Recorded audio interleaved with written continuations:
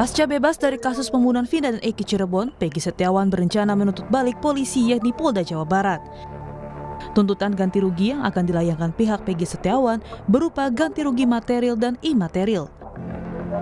Ganti rugi material terkait pendapatan yang seharusnya bisa diterima Peggy Setiawan selama ia mendekam sebagai tahanan Polda selama 49 hari, juga pemulihan nama baik Peggy. Terkait ditangkapnya Peggy Setiawan ini kan, penyidik dalam jawabannya di pra-peradilan itu kan hasil pemeriksaan psikologis ya forensik bahwa Peggy ini berbohong ya, kemudian cenderung melakukan tindak pidana kan, pokoknya hal-hal negatif itu disampaikan nah ya, memantaskan agar Peggy ini pembunuh kan gitu.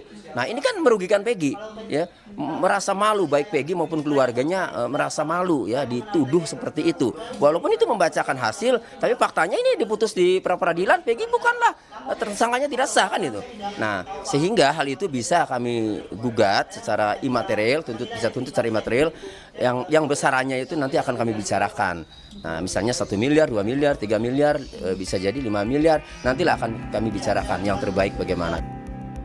Sementara mengenai sosok Aib yang sempat menjadi saksi kunci melihat Peggy dalam peristiwa pembunuhan Vina dan Eki menghilang. Menurut keluarga, Aib menghilang setelah kesaksiannya yang mengaku melihat Peggy Setiawan alias Peron di lokasi kejadian yang menewaskan Vina dan Eki pada 2016. Peggy Setiawan pun mengaku tak pernah mengenal Aib yang menjadi saksi. Meski demikian, Peggy menyebut bahwa memang berteman dengan salah satu terpidana kasus Vina, yaitu Sudirman. Sudirman, dan selainnya saya tahu orang, tapi saya cuma sepintas. Sudirman pun karena saya dulu pernah sekolah bareng, jadi sudah mengenal, tapi tidak sama sekali tidak ikut main bareng, tidak, hanya sepintas itu. Berarti bergaul, berkomunikasi pun tidak pernah selama ini? Tidak, jadi hanya itu tegur sapa aja, misalkan saya sekolah kan dulu kan tegur sapa gitu aja. Kini Sukaisi bukan Novina berharap ayah Eki Ibtu Rudiana bisa muncul di publik dan mengungkapkan semua yang ia ketahui agar kasus ini bisa segera tuntas. Sukaisi pun merasa ada yang ditutup-tutupi Rudiana terkait kasus pembunuhan Vina dan Eki. Mengenal ketemu biar persoalan ini terang benderang. Soalnya saya dari keluarga ada kemungkinan ya itu masih ada yang ditutup-tutupin oleh Pak Rudiana. Ya, kayak janggal aja gitu. Ya anehnya kan kita kan sama-sama korban. Tapi kok yang berasa kayak kehilangan itu dari pihak keluarga kami aja. Publik pun kini menanti polisi dapat membuka secara terang kasus pembunuhan Vina dan Eki agar tak ada lagi kasus salah tangkap. Tim Liputan Kompas TV.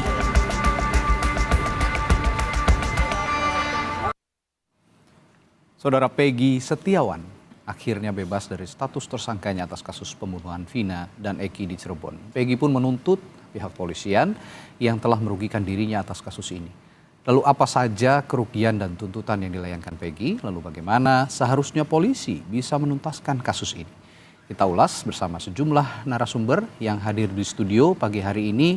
Ada Peggy Setiawan langsung yang saat ini sudah benar-benar menjadi warga negara Indonesia kembali ya. Warga negara biasa yang sebelumnya ditetapkan sebagai tersangka tapi sama sekali tidak terbukti. Lalu juga ada Ibu Sugianti Iriani, kuasa hukum dari Peggy Setiawan ya Bu ya. Selamat pagi Bu Yanti. Dan melalui sambungan virtual ada Kapolda Jawa Barat periode 2016-2017, Inspektur Jenderal Polisi Purnawirawan Anton Carlian. Selamat pagi Pak Anton. Selamat pagi, Assalamualaikum warahmatullahi wabarakatuh. Waalaikumsalam warahmatullahi wabarakatuh. Saya ke Kang Peggy dulu nih. Peggy, kalau kemarin saya sudah sempat nyimak ya, ada beberapa tuntutan gitu setelah Peggy bebas gitu ya, setelah dibebaskan statusnya sebagai tersangka. Ada kerugian material dan imaterial begitu kira-kira ya, Bu Yanti juga ya. Selain yang sudah dilayangkan tuntutan terhadap pihak kepolisian, ada tuntutan lain selama ini yang belum tersampaikan kira-kira ke publik, kepada polisi? Kalau saya pribadi sih menyerahkan semuanya pada kuasa hukum biar beliau yang bicara. Begitu ya. Tapi memang selama ini Peggy merasa ada kerugian yang diderita? Ya kalau misalnya kerugian itu paling ya misalkan waktu saya di dalam kan saya nggak bisa bekerja. Kalau misalkan di luar kan saya bekerja menghasilkan ya pundi-pundi rupiah buat bantu keluarga setiap minggu seperti itu. Oke.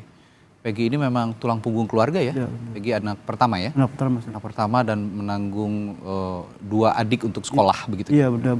Jadi Peggy benar-benar bekerja dan dengan adanya Peggy sempat ditangkap kemarin, itu yang menjadi kerugian begitu kira-kira Ibu Yanti? Iya, betul. Yang ada tuntutan lain selain kerugian material yang akan disampaikan ke pihak kepolisian, Bu Yanti? Mungkin kalau kerugian itu disampaikan ke pengadilan kepada kita akan melakukan gugatan secara perdata untuk tuntutan ganti rugi, namun sepanjang ini masih dibicarakan di tim kami dan belum ada kesepakatan untuk kapan akan diajukannya gugatan tersebut. Mungkin kami juga akan sebagai tim kuasa hukum akan koordinasi lagi bersama keluarga apakah memang mau mengajukan tuntutan ganti rugi atau tidak. Oke. Saya juga ingin tanya sedikit ke belakang nih, Peggy, kalau selama waktu ditahan di Mapolda ya, di tahanan, pihak kepolisian berlaku baik terhadap Peggy? Iya, waktu awal-awal mau ada sih sedikit pukulan waktu pertama di ruang penyidikan siap, tapi itu nggak seberapa, cuma pukulan kecil aja di. Kenapa pada saat itu ada kontak fisik dengan Peggy? Ya, apa alasan polisi? Mungkin aku kan tetap kekeh dalam pendirian aku bahwa aku memang tidak bersalah. Jadi mereka juga mungkin kekeh dalam pendirian mereka bahwa aku tidak bersalah. Jadi seperti itu kurang lebih. Jadi ada seperti dipaksa untuk mengaku bersalah begitu kira-kira? Ya kurang lebih sih, kurang lebih seperti itu. Tapi saya tidak merasakan itu karena saya sudah mengikhlaskan itu. Sudah mengikhlaskan begitu ya. Nah, kalau kondisi yang dialami Peggy seperti itu, apakah Peggy juga membayangkan bahwa kondisi-kondisi yang lain juga akan seperti itu? Maksud saya ada beberapa orang yang saat ini justru sudah putus begitu ya, sudah menjadi terpidana begitu. Apakah kira-kira punya kondisi yang sama kalau bayangan dari Peggy? Kalau menurut saya pribadi sih ya kemungkinan. Kemungkinan begitu. Tapi kan saya tidak tahu kondisi sampai itu. Oke, saya ke Pak Anton Carlian. Pak Anton, kalau apa yang dihadapi Peggy saat ini itu sudah kita sudah kita simak bersama ya dari kemarin. Setelah putusan dan Peggy akhirnya dibebaskan karena tidak terbukti melakukan kesalahan.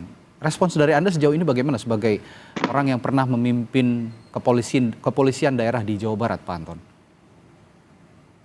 Bagi saya, apapun juga keadilan harus ditegakkan.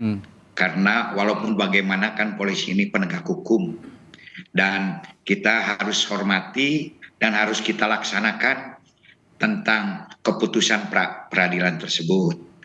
Adapun misalkan dari pihak Kang Peggy dan keluarga, juga Bu Yanti yang selalu mendampingi, apabila memang sekarang mau rehabilitasi dan ganti kerugian, tolong pastikan kepada kepolisian agar surat SP3-nya itu, surat penghentian penyidikannya itu didapatkan. Karena di dalam pra-peradilan itu ganti kerugian dan rehabilitasi itu karena ada dasarnya itu penghentian penyidikan. Dan adapun apabila ini memang sudah jadi kesepakatan, mohon juga segera, karena berdasarkan surat edaran Mahkamah Agung, Bu Yanti juga tahu, nomor 11 tahun 85 itu waktunya itu hanya 14 hari setelah surat penghentian penyidikan. Ini jadi harus segera gitu kan dilakukan. Adapun mungkin kita ketahui bersama masalah ganti rugi itu diatur di dalam pasal 22 dan pasal 95 KUHP. Adapun rehabilitasi pasal 23 dan pasal 97. Nah, namun untuk besarnya kerugian material terutama itu kita ketahui bersama juga diatur dalam peraturan pemerintah nomor 92 tahun 2015, di mana kalau hanya penghentian penyidikan saja tidak menimbulkan luka, tidak menimbulkan kematian, dari 500.000 sampai 100 juta ganti kerugian dari negara. Namun apabila ada luka berat, nah itu dari 25 juta sampai 300 juta. Itu berdasarkan. Dan apabila menimbulkan kematian itu 50 juta sampai 600 juta. Jadi saya selaku mantan Kapolda 2016-2017 sekali lagi mengucapkan selamat kepada Kang Peggy, dan saya atas nama pribadi juga mohon maaf atas perilaku ya mantan anak buah saya. Walaupun saya bukan mau mengelak, saat itu saya di ujungnya karena saya 16 Desember masuk jadi Kapolda ini. Sementara ini kan 31 Agustus, di mana tanggal 23 Desember baru P21. Namun walaupun begitu, saya tidak akan menghindar tanggung jawab saya selaku Kapolda itu. Dan mudah-mudahan dengan adanya putusan pra peradilan itu betul-betul bisa memulihkan nama baik dan hak martabat Kang Peggy yang kemarin sudah mengalami musibah. Anggap saja ini sebagai satu ujian. Siapapun juga yang seorang akan mendapatkan derajat setinggi-tingginya ketika uji sepahit-pahitnya. Mudah-mudahan ini juga jadi sebuah pembelajaran bagi kita semua, khususnya kepolisian, dan juga bagi Kang Peggy semua. Ini bisa menjadikan juga sebuah pembelajaran. Yang penting bagaimana ke depan Kang Peggy mungkin bisa hidup yang layak. Dan insya Allah dengan musibah ini pasti Kang Peggy akan mendapat yang luar biasa. Baik, ya Pak Anton, doa yang sangat baik juga untuk Peggy begitu ya, ketika Anda sebagai Kapolda yang pernah menjabat di Jawa Barat periode 2016-2017. Tapi yang juga saya ingin tanyakan, pada saat itu Anda masih bersinggungan dengan kasus pembunuhan Vina dan Eki dan masih bergulir di proses menuju persidangan begitu Pak Anton. Yang jadi pertanyaan sekarang juga kan ada 3 orang yang masuk daftar pencarian orang. Salah satunya adalah Peggy alias Peron dan 2 orang lainnya. Di mana Peggy alias Peron yang dialamatkan sebelumnya ke Kang Peggy Setiawan ini ternyata tidak terbukti. Dan sekarang tuntutannya adalah tetap 3 orang yang masuk dalam DPO itu tetap bisa dicari oleh pihak kepolisian. Nah, pada saat Anda menjabat sebagai Kapolda pada saat itu, sebenarnya penetapan 3 orang yang masuk dalam daftar pencarian orang ini, tindak lanjut dari Polda Jawa Barat ketika itu seperti apa, Pak Anton? Terus terang saja saat itu kasus ini ya tidak menjadi satu atensi khusus. Karena kenapa demikian, Pak Anton? Tidak menjadi atensi khusus? Kan di dalam sebuah perkara itu ada yang menjadi atensi khusus, ada yang tidak. Masalah tidak jadi atensi khusus kan dari ya pelaku-pelaku atau dari hal yang sebelumnya dari para penyidik itu tidak dijadikan sebuah atensi khusus. Kenapa? Karena sudah mau P21 dan tidak menimbulkan riak seperti sekarang, sehingga tidak kan di dalam sertijab itu ada pelaporan. Nah, mana kasus yang menjadi atensi khusus dan mana yang tidak. Jadi mereka saat itu mungkin sudah puas dengan adanya P21 tersebut. Adapun masalah DPO itu sendiri, ini DPO memang harus dicari apapun juga. Anda sependapat ya bahwa DPO ini tetap harus dicari begitu ya? Ya harus dicari tetap. Kenapa? Karena ini sudah jadi keputusan pengadilan itu jadi poinnya. Tingkat pengadilan sampai tingkat Mahkamah Agung. Dan ini pun juga sudah bukan tanggung jawab satu institusi saja, tapi tanggung jawab criminal justice system. Makanya saya berkali-kali mengusulkan perlu adanya satu eksaminasi. Karena ini bukan hanya keputusan satu saja. Kalau misalkan ini hanya tindakan kepolisian, tapi mau tidak mau sekarang ini sudah jadi keputusan tiga criminal justice system. Eksaminasi itu kan kita ketahui sama juga, ada eksaminasi internal, ada eksaminasi publik. Tapi sekarang karena sudah menjadi sebuah perhatian publik yang luar biasa, bisa diajukan eksaminasi khusus. Apa eksaminasi itu? Untuk menguji bagaimana penuntutan jaksa, untuk menguji bagaimana prosedur keputusan hakim itu bisa dievaluasi dan bisa analisa. Dan semuanya juga kan kita harus melalui satu processing penegakan hukum dan ranahnya ada di sana. Termasuk untuk para penyidik pun juga perlu diadakan audit penyidikan atau audit investigasi. Sebagaimana dari awal saya pernah menyampaikan, tolong ini adakan audit investigasi agar kita bisa merekonstruksi ulang siapa sebetulnya tersangkanya. Oke, ini yang harus sama-sama kita cermati. Karena kan salah satu permasalahan saksi ini saksi ini harus didalami, betul tidak? Bahkan saya berkali-kali mengatakan, apabila membuat sebuah kesaksian palsu akan diancam pasal 242 sumpah palsu yang ancaman hukumannya sendiri adalah 9 tahun. Dan itu pun juga apabila sudah dinyatakan di sidang pengadilan. Ini, jadi ya sekarang kita mau tidak mau kalau ingin merunut ya harus dilakukan processing sesuai dengan prosedur hukum yang ada di Indonesia. Saya kembali ke Kang Peggy. Peggy kan yang buat Anda mendapatkan, ya kalau kata Pak Anton tadi musibah lah ya, kemarin itu Anda sempat dijadikan sebagai tersangka begitu. Ini kan atas kesaksian seseorang bernama Aep, ya Bu ya. Nah, yang saat ini justru keberadaan Aep itu malah belum tahu keberadaannya di mana. Kang Peggy sendiri ada respons tentang kesaksian Aep ini dan kondisi saat ini yang Aep yang tidak tahu di mana begitu. Ada tanggapan khusus? Ya menurut saya kenapa gitu kan heran. Aep itu kan waktu dulu waktu masih di dalam kan dia masih aktif, aktif keluar, sering aktif diwawancara. Tapi kenapa sekarang giliran saya udah keluar malah dia yang menghilang gitu? Apa alasannya gitu? Saya perlu pertanyakan itu aja. Anda juga bertanya-tanya. Iya bertanya-tanya gitu. Kenapa sampai menghilang? Iya menghilang. Dan Anda tidak kenal sama Aep ini? Sama sekali tidak kenal. Sama sekali tidak kenal. Kalau dengan terpidana lain yang sekarang sudah dihukum, ada yang kenal? Mas Sudirman. Sudirman ya.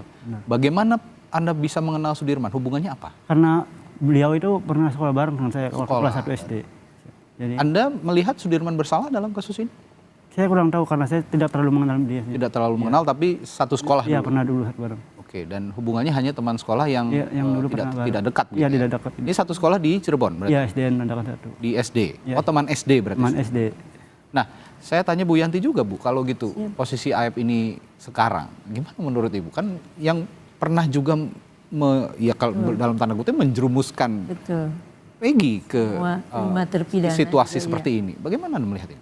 Seharusnya Aep muncul dan bertanggung jawab atas keterangan yang dia berikan karena banyak korban dari keterangan Aep tersebut.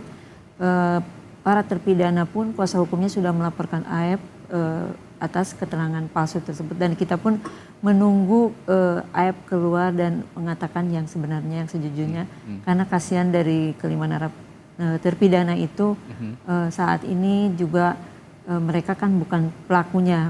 Oh Anda meyakini bukan pelakunya? Saya yakin karena waktu kita BAP tambahan Peggy itu ada beberapa keterangan saksi dari Okta dan juga teman-temannya yang sempat Teguh ya itu mengatakan bahwa mereka itu saat itu berada di rumah Papa Sren tidur dan mereka tidak tahu kejadian sampai pagi pun mereka masih lengkap gitu. Saya mendengar itu. Jadi Anda melihat kelima terpidana ini tidak bersalah karena ada kesaksian itu dari teman-teman yang lain. Nah, kalau begitu langkah yang dilakukan 5 terpidana kan belakangan saya dengar akan mengajukan PK ya. Iya, untuk betul, meninjau kembali status mereka sebagai terpidana. Sudah tepat langkah itu menurut Anda? Saya yakin itu adalah langkah yang tepat karena mereka kan sudah mengajukan banding kasasi dan mungkin langkah hukum yang terakhir memang harus melakukan PK. Mudah-mudahan mereka mendapatkan novum baru. Iya, ini yang saya berharap seperti itu. Dan putusan pra-peradilan Peggy Setiawan ini kemarin, Kang Peggy ini kemarin waktu di Pengadilan Negeri Bandung ini juga menjadi bukti baru. Betul. Jadi alat bukti baru bahwa, yang mudah-mudahan bisa. Ya, ini yang bisa membantu juga kemudian para terpidana yang sekarang sudah mendekam di penjara dan bahkan ada yang seumur hidup ininya. Nah itu kasihan karena ini hukumannya nggak main-main gitu kan seumur hidup.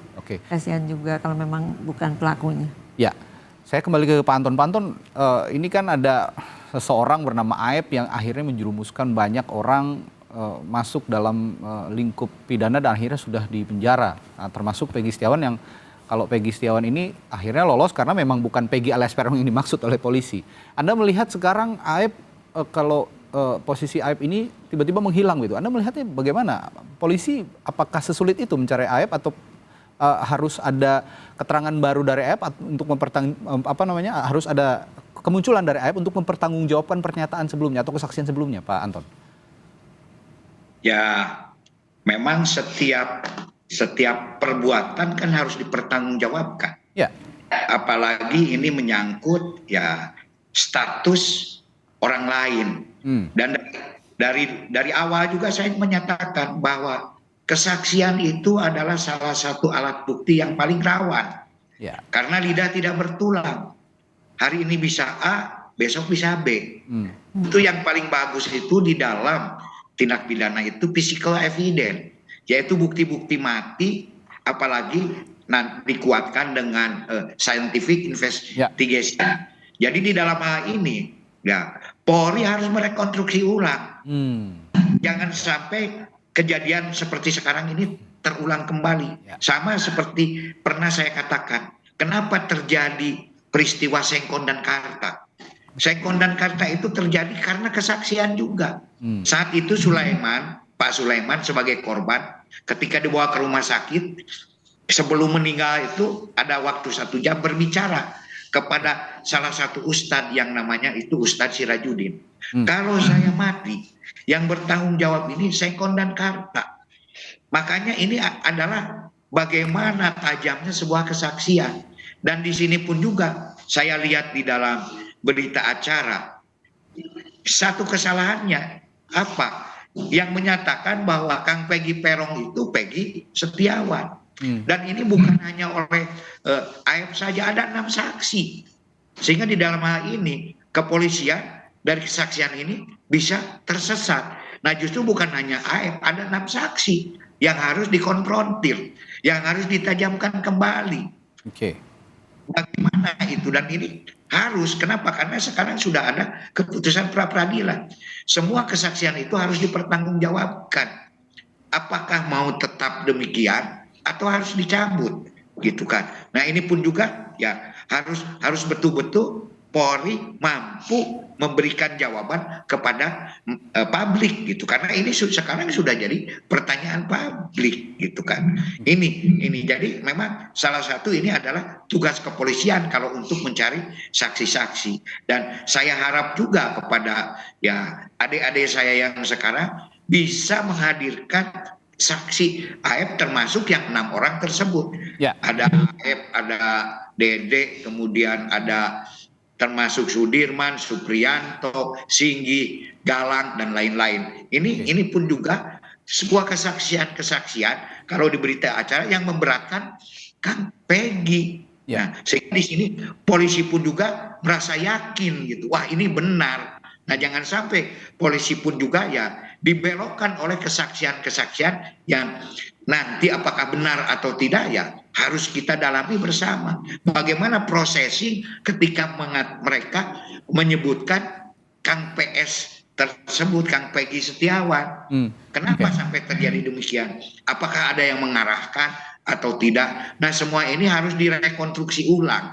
Itu yang perlu saya sampaikan. Dan mudah-mudahan di sini pihak penyidik juga bisa memeriksa kembali saksi-saksi tersebut. Dan harus, karena ini sudah menjadi pertanyaan publik. Sehingga publik tidak bertanya-tanya, tidak makin curiga terhadap kinerja Polri dan penyidik. Nah ini saya juga tertarik Pak Anton ketika Anda tadi mengatakan atau mengungkap begitu ya. Mungkin ini baru ketahuan sekarang juga bahwa kasus Vina ini pada saat Anda melakukan sertijab dengan Kapolda sebelumnya begitu, ini tidak menjadi atensi sehingga tidak diestafetkan dengan menjadi atensi khusus gitu ya kasus ini. Saya tertarik dengan keterangan Anda yang tadi. Ada setelah berjalan ada ada keterangan khususkah dari Kapolda sebelumnya? Kalau saya tidak salah itu ada Pak Bambang Waskito ya Pak Anton ya, pada saat itu Kapolda sebelum Anda tidak ada komunikasi, tidak ada estafet dengan baik. Ada alasan khusus ketika Sertijab, mengapa kasus Vina ini tidak menjadi atensi khusus? Karena Ya, melibatkan orang banyak begitu dan waktunya 8 tahun baru ramai lagi sekarang kan ini sangat harus dipertanggungjawabkan sebetulnya. ya kalau masalah alasan kan tentu dari pejabat lama ya, saya kurang paham. Artinya Tapi tidak ada ketika komunikasi sama sekali begitu Pak ya? Ya karena tidak jadi sebuah atensi khusus, otomatis tidak menjadi perhatian, apalagi ini kemudian sudah P21, apalagi sudah diputus oleh pengadilan bahwa dihukum tingkat PT juga, pengadilan tinggi dihukum. Artinya kan ini seolah-olah tidak ada kendala, tapi ternyata kenyataannya di ujung-ujungnya menjadi demikian, ada satu kesalahan prosedur kalau memang ada kekeliruan. Makanya untuk mengetahui bagaimana kesalahan prosedur itu perlu dilakukan upaya-upaya yang sesuai dengan prosedur hukum di Indonesia. Kemudian kalau saya mengatakan kenapa tidak, ya saya juga tidak tahu gitu kan. Ya, Kalau saya ada di Sertijab ya menerima laporan kan, kalau biasanya Pak ini ada kasus khusus Pak yang harus menjadi atensi Pak, ini akan berbahaya gitu kan, pasti akan ada, ini ya biasa-biasa saja gitu kan, tidak sangat khusus gitu. Nah mengenai alasan tersebut mungkin ya pejabat lama punya alasan sendiri. Kenapa itu tidak dijadikan sebuah atensi khusus? Oke. Kan? Tapi bagaimana dengan 3 DPO yang menjadi putusan pengadilan? Apakah Anda juga tetap berupaya? Atau karena memang itu tidak menjadi atensi khusus sehingga 3 DPO ini juga tidak menjadi atensi khusus untuk diprioritaskan dicari begitu Pak Anton? Ya biasanya karena tidak jadi atensi khusus dan cepat berpuas diri, tidak menimbulkan gejolak reaksi di masyarakat. Ya, sementara pekerjaan itu begitu banyak sehingga ya sudahlah, udah menangkap 8 juga mungkin ya, udah menangkap 8 juga ini sudah merupakan sebuah prestasi. Padahal apapun juga secara teknis ini harus tetap dikejar yang 3 orang itu. Kenapa? Karena kan di dalam keputusan Mahkamah Agung sudah jelas bagaimana peran Peron, bagaimana peran Andi, bagaimana peran Dani, itu sudah jelas. Ada peran-peran, otomatis kalau ada peran kan ada wujudnya, ada sosoknya, ada makhluknya, dan itu tetap harus dicari gitu kan. Dan tidak bisa juga mengatakan bahwa ini fiktif, tidak ada, harus betul-betul diupayakan secara maksimal. Saya setelah jeda nanti akan tanya juga ke Kang Peggy. Ini kan banyak tuntutan dari publik gitu, Kang Peggy, Bu Yanti, Pak Anton juga. Saya kemarin berbincang dengan beberapa analis kepolisian, lalu pakar hukum pidana begitu, bahwa sebenarnya kasus ini yang harus dikejar ujungnya adalah penangkapan 3 DPO yang dimaksud. Sampai saat ini belum tertangkap begitu. Bahkan sampai ada salah tangkap nih, Kang Peggy menjadi korban salah tangkap karena gara-gara 3 DPO ini nggak ketemu-ketemu gitu lah, kasarnya begitu. Nah ada tuntutan bahwa kasus ini lebih baik dibuka kembali, mulai dari proses penyelidikan, penyidikan, lalu sampai ke persidangan begitu. Ini berentet. Meskipun Kang Peggy saat ini sudah tidak ada sangkut pautnya sama sekali dengan kasus pembunuhan Vina ini, bersih namanya Kang Peggy ini bersih.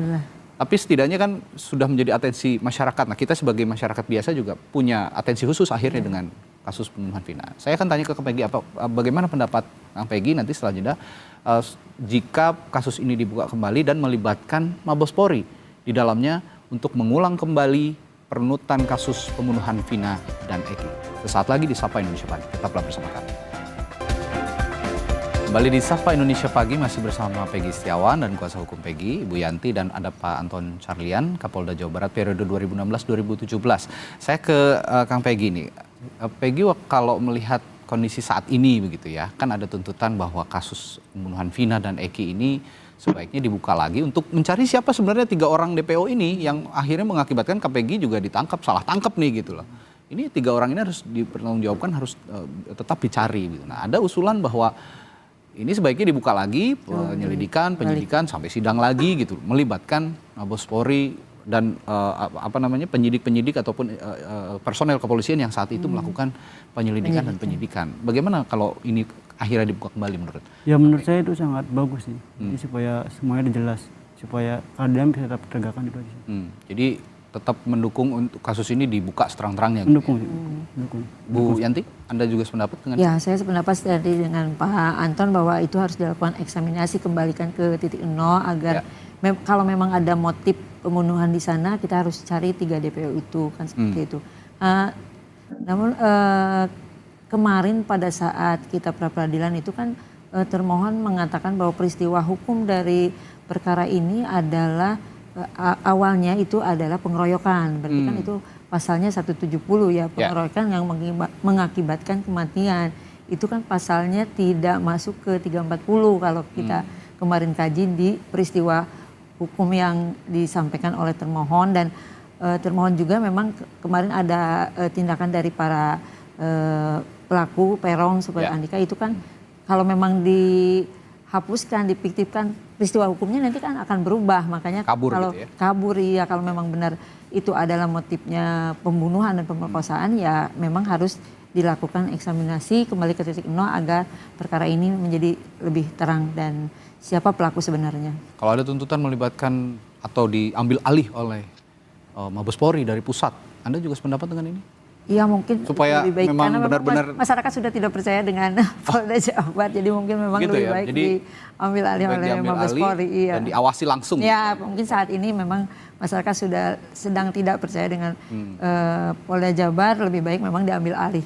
Karena peristiwa Peggy ini tadi yang kemarin ya, ada betul. peristiwa Peggy yang dibilang salah tangkap akhirnya error in persona itu tadi, terbukti benar-benar ternyata Polda Jawa Barat melakukan error in persona, jadi akhirnya ada keraguan, ya ada distrust dari publik agar penyelidikan ini dilanjutkan oleh Polda Jawa Barat. Tapi saya juga akan tanyakan ke Pak Anton kalau begitu. Memungkinkan tidak Pak Anton kalau memang ada tuntutan sebaiknya kasus ini dibuka dari awal, melibatkan personel kepolisian yang pada saat kejadian pembunuhan Vina itu melakukan penyidikan dan langsung diawasi atau di take over, diambil alih oleh Mabes Polri. Ini memungkinkan nggak secara secara mekanisme Pak Anton? Ya semua juga bisa mungkin terjadi karena memang ini sudah jadi pabaliut gitu kan. Jadi memang harus dirunut dari awal gitu kan. Bagaimana para penyidik pertama itu sampai memutuskan kenapa sampai ada 8 tersangka. Ini kan harus dirunut ini. Nah sekarang ini pun juga kan jadi pertanyaan. Nah masalah DPO juga ini kan dilematis. Sampai sekarang saja DPO ini dari 3 menjadi 1. Ini artinya kan ada keterangan yang berubah-ubah karena sudah 8 tahun. 8 tahun ini bukan hal yang sulit. Dan juga ini awalnya salah satu awal kesulitan penyidikan ini pertama kali itu dilaporkan sebagai kecelakaan lalu lintas. Sehingga bukti-bukti yang seharusnya dikumpulkan oleh Polri saat itu mungkin sudah banyak yang terbuang. Mungkin ada yang dibuang ke sungai, kemana. Sehingga di sini ketika mengumpulkan alat bukti itu sudah tidak utuh. Walaupun cuma 4 hari, 27 sampai 31. Tapi tidak mungkin langsung tanggal 31 ini mendapatkan alat-alat bukti. Dan ketiga juga masalah apakah ini harus oleh Polda Jabar atau Mabes Polri, silakan. Itu adalah kewenangan daripada Polri. Dan hal itu bisa-bisa saja terjadi kalau di kepolisian. Kalau memang Polda Jabar mungkin saat ini kurang dipercaya, ya silakan diambil Mabes Polri. Tapi kalau mau diambil Polda Jabar juga harus berhasil. Kenapa? Untuk memulihkan trust. Biar masyarakat nanti percaya bahwa Polda Jabar pun juga mampu membuat sebuah penyidikan yang terang benderang dan tidak berat sebelah untuk tetap mewujudkan keadilan. Nah, sehingga mungkin di sini harus mampu karena Kang Peggy ini kan dipulihkan haknya dan juga harus dihentikan penyidikannya. Otomatis kalau lihat daripada keputusan peradilan, Kang Peggy itu sendiri sudah keluar dari ranah tersangka yang ada di kasus yang sehingga otomatis kita harus mencari Peggy Peron yang sebenarnya itu siapa. Yang sudah kalau pra-peradilan yang sudah bukan Kang Peggy lagi, karena Kang Peggy di sini ada keputusan harus dihentikan penyidikannya oleh hakim ini. Otomatis tidak boleh lagi menyentuh Kang Peggy di sini. Kalau lihat klausul hukum di pra-peradilan. Ya otomatis Polri harus mencari Peggy Peron ini sebetulnya siapa sih? Nah, ini adalah tantangan yang besar bagi Polda Jabar. Masalah apakah itu Bareskrim atau Polda Jabar kita serahkan saja kepada para pejabat Polri sekarang. Tapi saya juga sebetulnya setuju juga sih kalau Bareskrim, karena dengan Bareskrim dari pusat itu, begitu ya. Ya segala sesuatunya sudah lebih lengkap lah. Di sana ada dokter kehakiman, di sana ada forensik, ada inapis dan lain-lain, sehingga koordinasinya itu bisa lebih cepat begitu kan. Dan satu lagi bahwa bukti-bukti saintifik tadi yang physical evidence yang dimaksud oleh Pak Anton ini juga mungkin kalau di take over oleh Bareskrim, oleh Mabes Polri bisa muncul akhirnya begitu, yang selama ini tidak muncul akhirnya bisa muncul. Nah, yang diharapkan itu oleh publik, termasuk juga kalau memang sejak awal ternyata sudah salah prosedur, sudah salah penetapan, jangan-jangan 3 DPO ini yang dimaksud bukan orang yang itu begitu, ada orang lain yang sengaja disembunyikan tapi diubah begitu namanya menjadi 3 orang yang masuk dalam DPO. Ini bisa saja terjadi dan makanya harus diaudit. Harus diaudit, betul Pak Anton. Nah, sejak awal memang dirunut lagi sejak awal.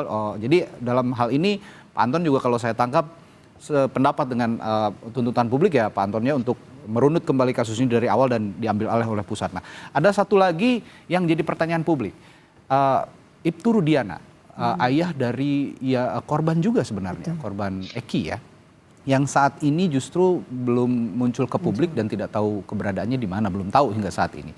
Pada saat itu juga memberikan keterangan yang memberatkan lah, bisa dibilang memberatkan para terpidana, termasuk juga ada singgungan dengan Peggy juga pada saat itu. Peggy melihat Ibtu Rudiana sekarang tidak ada, bagaimana kalau melihat? Ya, saya juga kembali bingung, hampir kayak Ayub, saya juga bingung kenapa gitu. Kenapa si bapak ini kan kenapa nggak muncul, sebenarnya kan anaknya kan meninggal gitu loh. Saya juga gimana rasanya misalkan ibaratnya ya contoh anak saya terus di kemudian hari anak saya juga meninggal itu, kenapa nggak diperjuangin gitu. Itu saya lebih gitu. Ya seharusnya memperjuangkan ya, seharusnya memperjuangkan, karena dalam posisi ini juga Bapak Ibtu Rudiana ini sebagai ayah korban gitu kurang lebih ya. Anda juga melihat begitu Bu Yanti, bahwa ketidakhadiran Ibtu Rudiana saat ini, hari-hari ini setelah Peggy divonis tidak bersalah begitu di dalam pra-peradilan, apa yang Anda lihat dari fenomena tidak adanya Pak Ibtu Rudiana ini? Ini kan peristiwa ini berasal dari adanya laporan. Iya, dari laporan dari Ibtu Rudiana. Seharusnya pelapor itu ya dimunculkan pada saat gelar perkara pun harusnya muncul akan dia bertanggung jawab dengan apa yang dia laporkan. Kalau perkara ini berawal dari adanya laporan, harusnya setiap orang yang ditetapkan untuk menjadi tersangka itu harus dilakukan pemanggilan terlebih dahulu. Iya, kecuali memang tertangkap tangan. Pada saat itu kan tidak tertangkap tangan ke 5 terpidana pun karena ada laporan dari Rudiana. Kenapa tidak dilakukan pemanggilan terhadap mereka untuk dilakukan klarifikasi dan bisa dipertemukan, dikomportir dengan pelapor seperti itu. Apakah betul laporan itu seperti ini dan mereka menyatakan apakah betul dari Rudiana ini begini, dan itu harus dikomportir seharusnya kalau memang itu ada laporan. Karena laporan awalnya ini dari Ibtu Rudiana begitu. Betul. Saya tanya juga ke Kang Peggy, pernah berkomunikasi dengan Pak Ibtu Rudiana sebelumnya? Sama sekali tidak pernah. Belum pernah ya? Sama sekali tidak. Dengan Bu Yanti juga belum pernah? Belum pernah. Kita belum pernah. Harusnya kan pada saat gelar perkara itu kita bisa bertemu, iya. Tapi tidak pernah dipertemukan. Pada ini saya agak mundur sedikit ya, ketika Kang Peggy waktu itu dijerat begitu oleh polisi, ada upaya sebenarnya untuk menghubungi Ibtu Rudiana, Bu Yanti, pada saat itu? Kita hanya meminta kepada pihak penyidik untuk menghadirkan Ibtu Rudiana, termasuk pada saat peradilan pun kita meminta agar Ibtu Rudiana dihadirkan karena dia sebagai pelapor gitu, agar bertanggung jawab dengan apa yang dia katakan di dalam BAP-nya. Tapi pada nyatanya tidak diindahkan. Tidak pernah dihadirkan. Pak Anton, Anda melihat posisi Ibtu Rudiana yang saat kejadian ini sebenarnya ayah dari korban juga begitu ya dalam kasus pembunuhan Vina dan Eki ini, dia memberikan laporan dan akhirnya kasus hukumnya berjalan, tapi setelah 8 tahun berselang ada yang menimpa Peggy Setiawan hari ini, tapi ternyata juga tidak terbukti dan sekarang tiba-tiba menghilang. Apa yang Anda lihat dari posisi Ibtu Rudiana saat ini, Pak Anton? saya kira kalau Ibtu Rudiana ini tidak menghilang. Di samping banyak pertanyaan, kita pun juga harus apresiasi karena yang membuka awalnya kasus kecelakaan menjadi kasus pembunuhan atau pengeroyokan ini adalah Ibtu Rudiana. Dan tentu saja kenapa sampai ada muncul 8 sampai 11 tersangka, Ibtu Rudiana pun juga pasti mendapatkan satu keterangan saksi. Nah, pada akhirnya ini kita harus kembali merekonstruksi keterangan saksi. Apa mungkin Ibtu Rudiana itu ujung-ujung tahu ini 8 A, B, C, D? Tentu saja ini berdasarkan keterangan saksi. Nah, keterangan saksi saat itu siapa yang kemudian dilaporkan kepada para penyidik reskrim. Nah, justru jangan sampai keterangan saksi ini malah menyesatkan. Nah, jadi tidak bisa kita pun juga terlalu menyalahkan Ibtu Rudiana. Karena mungkin saja Ibtu Rudiana ini korban dari keterangan saksi yang menyesatkan. Gimana pun juga kita ya harus menghargai beliau. Karena anak satu-satunya coba. Kalau kita lihat dari runut peristiwanya itu ya istilahnya bukan dengan sangat sadis. Bahkan saat itu katanya, kenapa sampai ditarik oleh Polda Jabar? Karena dianggap para pelakunya itu sangat sadis dalam melakukan pembunuhan. Di samping hal-hal pertimbangan lain yang asalnya dari Polresta Cirebon dilimpahkan atau ditarik oleh Polda Jabar untuk menghindari ya reaksi-reaksi masyarakat saat itu. Jadi di sini ya status ya Pak Rudiana pun juga ya kita harus, kalau kita melihat teori kausalitas, pasti mendapatkan satu kesaksian yang memang meyakinkan beliau bahwa 11 orang itulah tersangkanya ini, karena tidak mungkin ujuk-ujuk gitu kan. Itu jadi tetap harus direkonstruksi kembali saksi awal tadi melalui audit penyidikan gitu. Artinya yang sudah kita bahas tadi, jika memang ada proses penyelidikan dan penyidikan ulang dari awal begitu ya, melibatkan Polri dari pusat Mabes Polri, posisi Ibtu Rudiana ini sangat penting karena sebagai pelapor awal dan juga tetap harus bisa digali lagi keterangannya, termasuk juga proses penyidikan dan penyelidikan oleh para anggota Polri yang pada saat kejadian kasus ini bergulir sedang bertugas, baik itu di Polres Cirebon lalu juga di Polda Jawa Barat. Nah, terakhir sebelum saya tutup, Kang Peggy, saya tanya aktivitas sehari-hari nih ya setelah terbebas dari apapun begitu ya, dari tuduhan apapun. Sekarang Kang Peggy sudah menjadi warga negara biasa gitu. Apa yang akan Anda lakukan di hari-hari depan nanti? Ya, untuk hari-hari ke depan saat ini dulu khususnya saya ingin lebih kumpul lagi, lebih melepas rasa kangen lagi sih bersama keluarga. Jadi bisa mengulang-ulang masa lalu yang sempat di dalam saya rasakan tidak pernah saya dapat di dalam itu. Saya sangat merindukan hal seperti ini dan alhamdulillah kemarin lusa kan saya udah keluar dan udah bisa kembali kumpul sampai saat ini dan itu sangat luar biasa. Dan untuk kedepannya saya ingin kembali beraktivitas dan kembali ingin terus melanjutkan mimpi dan cita-cita saya untuk bisa membagian keluarga. Sudah ada kerjaan lagi nih? Udah nunggu ya kayaknya kerjaan? Ya, ini alhamdulillah ada beberapa sih, kata si Bianti juga ada beberapa alhamdulillah. Tapi kalau misalkan saya serahkan lagi, kalau misalkan rezeki saya di bangunan ya saya lanjut ke bangunan, tapi misalkan ada rezeki yang lebih bagus ya insya Allah saya akan coba. Nanti akan berdomisili di Bandung apa di Cirebon? Kalau kemarin kan banyak kerja di Bandung, nanti akan di Cirebon apa di Bandung? Itu tergantung pekerjaan sih Pak. Kalau misalkan di kerjaan ada kerjaan yang, kalau misalkan di Cirebon ada kerjaan yang bagus atau misalkan yang cocok nyaman sama saya ya saya ambil di Cirebon. Kalau misalkan ada yang di Bandung ya di Bandung, atau misalkan ada di kota lain juga saya ambil gitu. Akan diambil juga, pokoknya menggapai cita-cita dimanapun akan dikejar gitu ya. Benar-benar. Cita-citanya apa sih Kang Peggy, kalau kita boleh tahu sebenarnya Kang Peggy itu punya mimpi apa gitu loh? Mimpi yang paling pertama dalam hidup saya itu ada pembagian keluarga, saya melihat kedua orang tua saya hidup bahagia, melihat adik-adik saya tumbuh dewasa terus bisa menjadi anak-anak sukses lah. Jangan sampai kayak saya kan cuma lulusan SMP. Ya, jadi sederhana ya mimpi Kang Peggy, tapi sangat mulia untuk membahagiakan keluarga, karena ya itu yang kita tuju. Bahagia sudah cukup begitu ya, tidak usah muluk-muluk. Kalau untuk harapan terakhir untuk kasus ini, ada pesan-pesan terakhir untuk mereka-mereka yang masih bergulat dengan kasus pembunuhan Vina dan Eki ini? Semoga masalah ini bisa cepat selesai dan semoga masalah ini bisa tuntas sampai ketemu dalang di balik pelaku semua ini siapa sebenarnya, seperti apa, dan semoga korban juga bisa mendapat keadilan yang benar-benar, gitu aja. Oke, Bu Yanti, ada pesan untuk semua yang masih bergulat dengan kasus ini? Ya, semoga kasus ini akan kebenaran akan menemukan jalannya, dan Polda Jabar kalau memang harus dilakukan penyidikan oleh Polda Jabar lebih berhati-hati lagi. Semoga ketiga DPO kalau yang memang itu adalah pembunuhan, motifnya pembunuhan, segera ditemukan.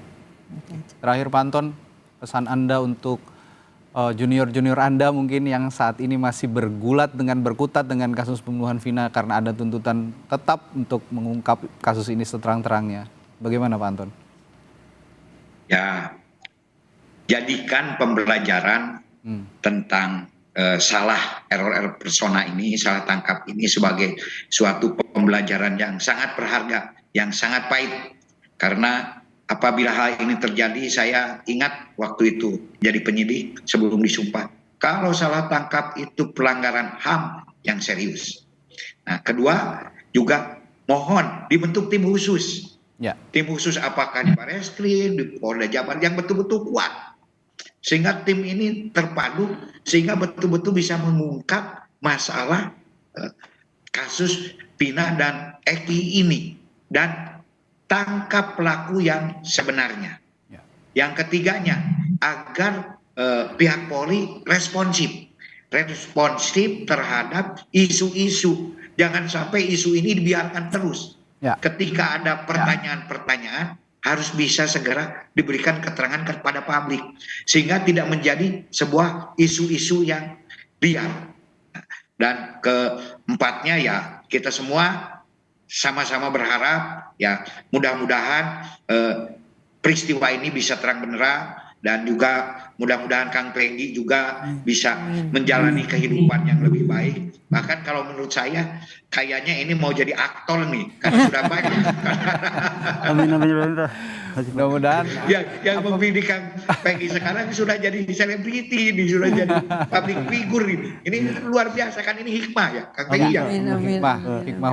Mudah-mudahan aja, kita tidak tahu nasib orang itu, takdir itu sangat ya misterius gitu kan. Mudah-mudahan dengan ini Kang Peggy justru derajatnya makin meningkat. Amin. Itu dari saya mungkin. Oke, terima kasih Pak Anton Carlyan, Kapolda Jawa Barat periode 2016-2017 juga telah berdiskusi bersama kami.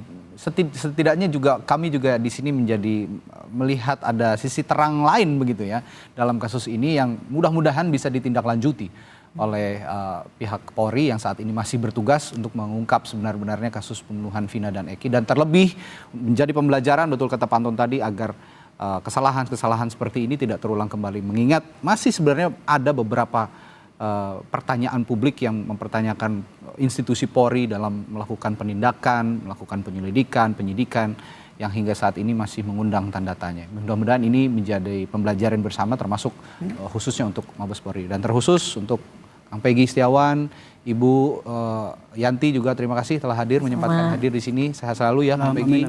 Salam untuk keluarga di Cirebon. Nanti kita kapan-kapan main PS. Siap. Saya juga hobi main PS. Terima kasih sekali lagi ya. Assalamualaikum warahmatullahi wabarakatuh. Anton, terima kasih. Sampai jumpa lagi. Sehat selalu. Selamat pagi. Wassalamualaikum warahmatullahi wabarakatuh. Waalaikumsalam warahmatullahi wabarakatuh. Dan